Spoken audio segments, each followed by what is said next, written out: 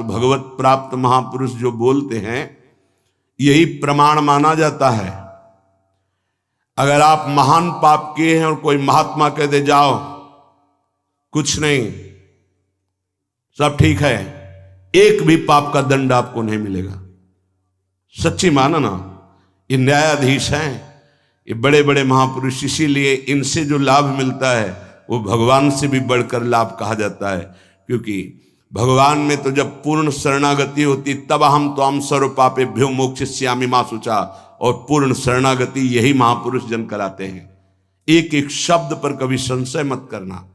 ये जीवन का वो सूत्र है जिनके आधार पर बाल्यावस्था से चला गया है। अय उपासक, अय साधक, मन में यदि कोई वासना रखोगे तो पुनर्जन्म तुम्हारा निश्चित हो गया है। होश में हो जाओ।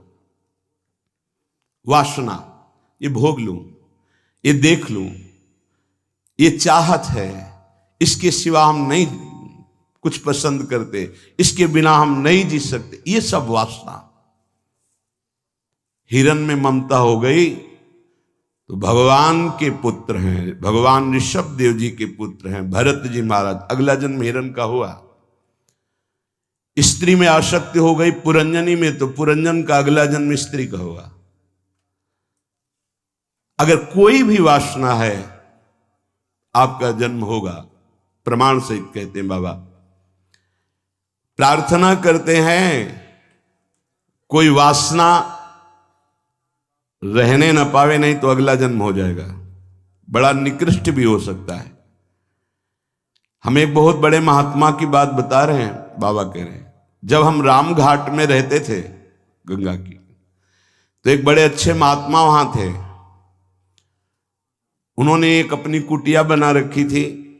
एक दिन उनके कोई बड़े धनी मानी भगत आए और सोने की कई मुहरें चरणों में रखी, भेंट में रखी। उन्होंने सोच करके ले लिया कि संत भंडारा करेंगे, और गीता जी के एक बस्ते में बांध कर रख दिया। वस्त्र को आवेष्टित करके ग्रंथ को जब रखा जाता है तो उसे बस्ता कहते हैं। एक रस्सी होती और उसको जब ऐसे करके कई बार लपेटा, उसी में वो स्वर्ण की मुद्राएं रख दी, मोहरें। सोचा कि कभी समय आएगा तो हम भंडारा कर देंगे। कुछ संतों ने उनसे कहा चलो तीर्थ यात्रा करने बद्री नारायण चलते हैं। चिंतन में आया कि वो मोहरे रखी, भंडारा करना था, पर संतों से कह नहीं पाए और चले तो बद्री नारायण नहीं पहुंच पाए, रास्ते में ही प्राण निकल गए। प्राणों का क्या भरोसा, कौन सा कदम आखिरी होगा किसको पता, कौन सी श्वास आखिरी होगी किसको पता। इसलिए बहुत चतुर सुजान वो हैं कि कोई संकल्प नहीं रहने देते, नहीं रखना चाहिए। चतुर सुजान साधक कल हम ये करेंगे, नहीं नहीं, अगर श्री जी ने चाहा तो कल ऐसा हो जाएगा। शब्दों में बंधना, शब्दों में ही मुक्त होना, संकल्प में ही बंधना और संकल्प से ही मुक्त हो जाना, दोनों बातें हैं। कल मुझे अमुक जगह जरूर जाना है, तुरंत अंदर से हाँ श्री जी ने चाहा तो जरूर चले जाएंगे। वाणी से भले चूक हो जाए, अंदर से चूक नहीं होनी चाहिए। तत्काल आराध्य देव को बीच में लो, नहीं फंस जाओगे। एक बार भी आराध्य देव को बीच में नहीं लिया, रास्ते में प्राण निकल गए। चिंतन चल रहा था कि लौट के आएंगे, तो स्वर्ण मुद्राएं जो रखी उनको बेच करके फिर भंडारा करें। सदिच्छा भी नहीं रखनी, ये बहुत सूक्ष्म विषय है। अब उनका शरीर छूट गया। शरीर जब छूट गया तो शरीर की अंतिम क्रियाएं हुई जो संत की होती। 16 दिन बाद कुछ संतों को प्रसाद पवाया गया। महीना व्यतीत हुआ महाराज की कुटिया की जो सेवा सफाई में, तो बस्ता एक ऊंचे पे दिखाई दिया। देखा कि गुरु जी की गीता रखी हुई है। कोई बात नहीं है, कभी समय आएगा तो पढ़ेंगे, गुरु जी की गीता है। रात्रि में स्वप्न हुआ उनके शिष्य को कि बेटा मैं पतित हो गया, चूक हो गई। अंतिम समय स्वर्ण मुद्रा का ध्यान होने के कारण मैं सांप बनकर उसी बस्ता में बंधा हुआ हूं। जब तक स्वर्ण मुद्राएं बेचकर संत सेवा नहीं करोगे, मुझे सांप की योनि मिली है। पूज्य पादुड़िया बाबा भी वहीं रामघाट में थे। उन्होंने स्वप्न सुनाया कि ऐसा ऐसा गुरुजी का स्वप्न देखा। तो सब संत एकत्रित हुए, सबके सामने जे ही बस्ता खोला गया, सोई नवीन अवस्था का सर्प फड़काड़ के खड़ा हो गया। स्वप्न सच्चा निकला, क्योंकि वो आदेश हुआ था गुरुजी का। वो एक स्वप्न नहीं था, वो एक आदेश था। इसलिए सब संतों को एकत्रित किया था कि ऐसा कुंडली मारे, फन काढ़े उन्हीं स्वर्ण मुद्रा के ऊपर। वो ही महात्मा जी चूंकि स्वप्न में बता चुके थे।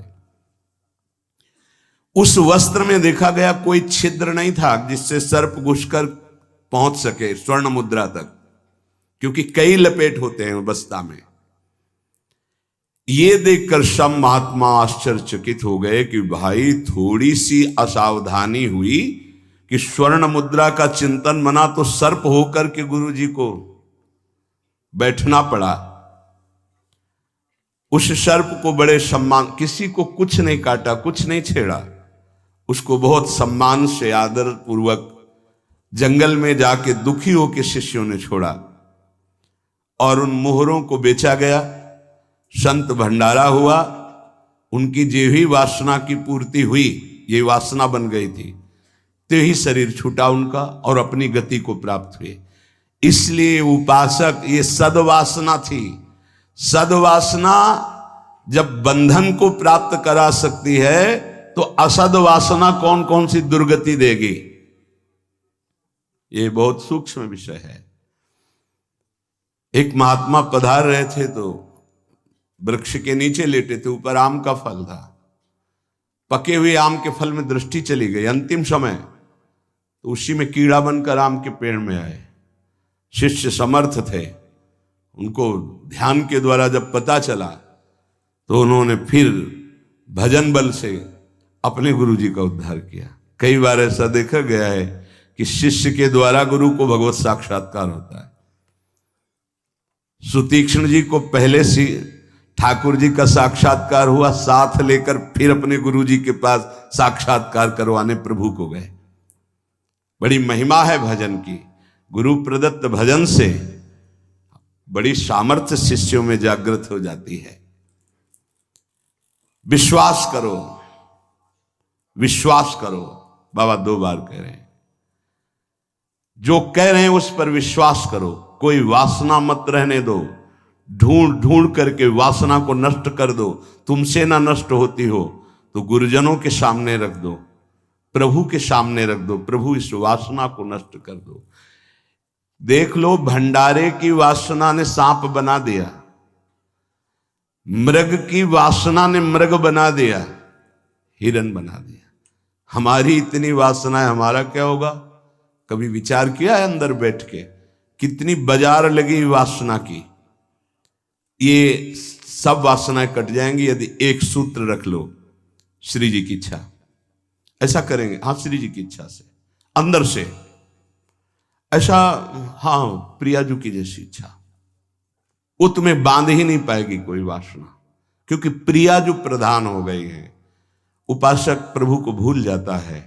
जब कोई वासना होती तो अपना ऐसा अंधकार पैदा करती है कि प्रभु को भूल जाता। जैसे भरत जी भूल गए, जिन प्रभु के स्मरण में बाधा ना पड़ जाए, राज रानी, राजपुत्र और राज्य का त्याग कर दिया।